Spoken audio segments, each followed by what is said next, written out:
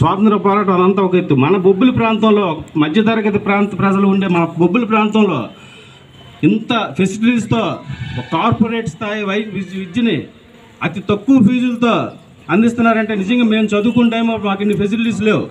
ఈరోజు మీకు మీ తరం చాలా అదృష్టం.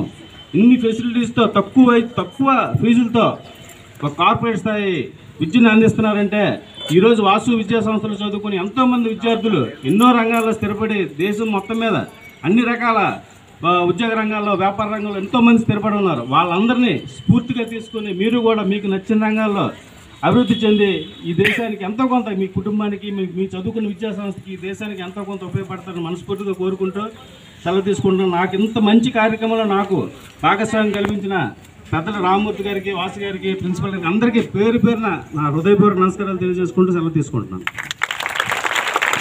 Thank you sir. Thank you very much, sir. So a special announcement to the students. One of our student, Bhagavan, studying 10th standard in our school.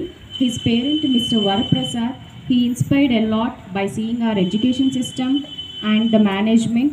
He announced the prize money to the students who are going to get first, second, third for the public exams in 2024-2025 batch.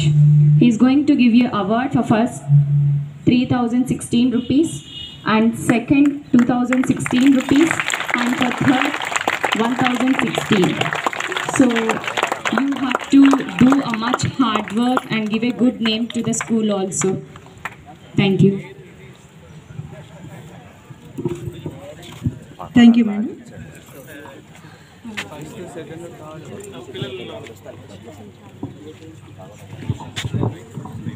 Yeah, the girls of first, the students who ever came